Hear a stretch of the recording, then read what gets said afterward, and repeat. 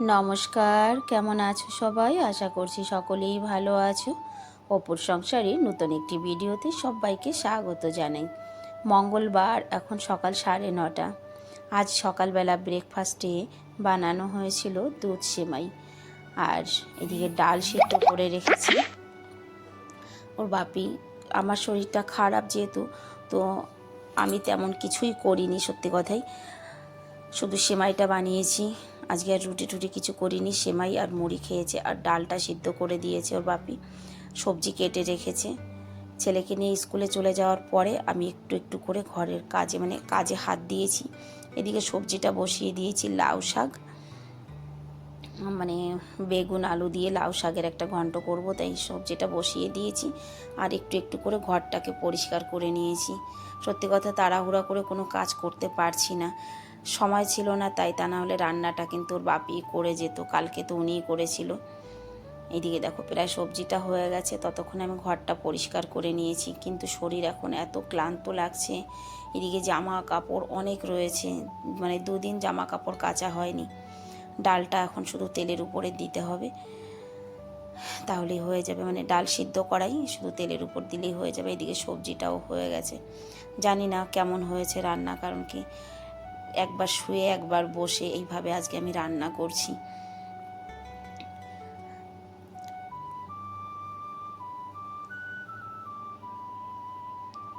বাবুর পাঠিয়ে দেওয়া শাক। 1টা বাজে, প্রায় 1টা বাজে, 1টা বাজতে 10 মিনিট বাকি। তোমাদের সঙ্গে তখন কথা বললাম বলে শুয়ে পড়েছিলাম। উপরে আর যেতে পারিনি, যে জামা কাপড় রয়েছে, উপরে পোছাও দিইনি, উপরে যাইনি। সেই থেকে এই পর্যন্ত আমি শুয়েই আছি। উঠে যে ভাতটা বসিয়েছি, পারছি না, উপরে যেতে পারছি না। ভাতটা করেছি, শরীরের মধ্যে এত জ্বালা পোড়া লাগছে। স্নান করলে ভালো লাগবে, কিন্তু আমি উপরে যেতে পারছি না। দুনিয়াও আর জামা কাপড় রয়েছে জানো তো, কিন্তু যাবো এখন। এক মগ জল না ঢাললে শরীর জ্বলে পুড়ে যাচ্ছে আমার। ভীষণ কষ্ট হচ্ছে শরীরে, আর কোথায় কি কি কষ্ট হচ্ছে বুঝাতে পারছি না, কিন্তু কষ্ট হচ্ছে। চলো যাই, একটু জল ঢেলে আসি। জামা কাপড়টাকে কিচ্ছু কাচবো না, পোছাও লাগাবো না, নিচের রুমে লাগিয়েছি ওই অনেক। এই জামা কাপড়গুলো উপরে নিয়ে রেখে দেব। এখন বাজে বিকেল 5টা। সত্যি কথা বলতে, তোমাদের সঙ্গে কথা বলার পরে আমি এতটা অসুস্থ হয়ে পড়েছিলাম যে তারপর থেকে আর কোনো ভিডিও ক্লিপ তোমাদের সঙ্গে শেয়ার করা হয়নি। আমার শরীর এতটা খারাপ লাগছিল যে বড় ছেলে ফোন করে ওর বাপিকে বাড়িতে ডেকে নিয়েছিল। জানি না, এত খারাপ লাগছিল যেটা কি বলবো, আমি বলতে পারছিলাম না। ওর বাপি দুপুরবেলা বাড়ি চলে এসেছিল, ওনার টাইমের আগেই ছেলে ডেকে নিয়েছিল। বাড়িতে এসে ওষুধ, ইঞ্জেকশন, গ্লুকোজ সব কিছু দিয়ে একটু সুস্থ করেছে। এখন বিকেল 5টা বাজে। 5টার সময় আমার একটু ভালো লাগছে, তাই উঠে আবার রান্নাঘরে এলাম রুটি করতে। জানো তো, ওর বাপি রুটি করতে পারে না, রান্না বান্না এমনি সব কিছু পারে, কিন্তু রুটিটা করতে পারে না। তো ভাবলাম আমার যখন এখন একটু ভালো লাগছে, তাহলে উঠে না হয় 2টো রুটি করেই দিই, তা না হলে ওনার ডিনারের অসুবিধা হয়ে যাবে। যেহেতু ডিনারটা আমি ওনাকে প্যাক করে দিয়ে দিই প্রত্যেক দিনই।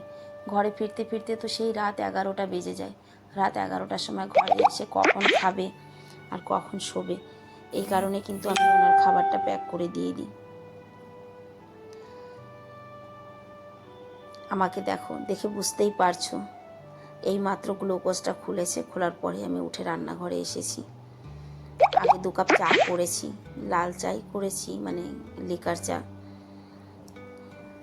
আর এই যে ওনার টিফিনটা প্যাক করে দিয়ে নিই। আর 2 ছেলেই চলে গেছে ক্লাসে। ছোট ছেলে টিউশনে চলে গেছে, বড় ছেলে এখন ওর বাপির সঙ্গে বেরোবে। ভাবছি এবার টুকটুক করে উপরে যাব, গিয়ে উপরের কাজটুকু করব।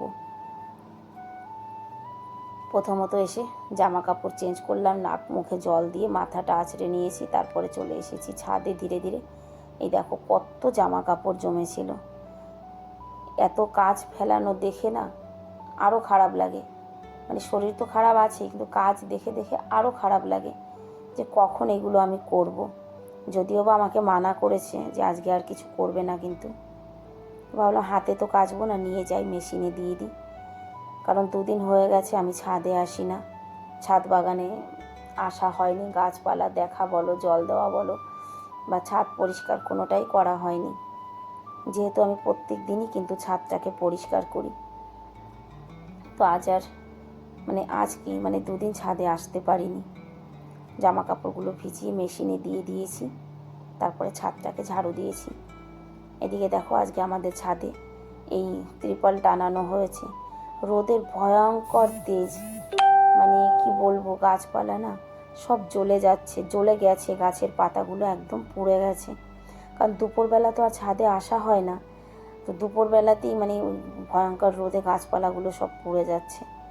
কদিন থেকেই ভাবছে ত্রিপলটা টানিয়ে দেবে, কিন্তু সময়ই হয়ে উঠছে না যে এটাকে টানাবে। তো আজকে সকালবেলা কোনো রকম টানিয়েছে, টেম্পোরারি টানানো হয়েছে, এটাকে ফাইনালি এখনও টানানো হয়নি, চারিদিকটা সুন্দর টান টান করে দিতে হবে।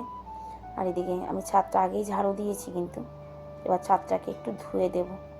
নতুন বীজগুলো দিয়েছি, সব গাছগুলো এই যে ফুটে ফুটে উঠছে, পরে তোমাদেরকে ভালো করে দেখাবো। আমি ছাদটাকে একটু ধুয়ে জামা কাপড়গুলো মেলে দিয়ে ব্যাস চলে যাব নিচে, সন্ধে দেব। এখন 5:30 বেশি বাজে, 6টা বেজে গেছে। জামা কাপড় ধোয়া কাচা হতে হতে সন্ধে দেওয়ার টাইম হয়ে যাবে। দেখা হবে নতুন একটি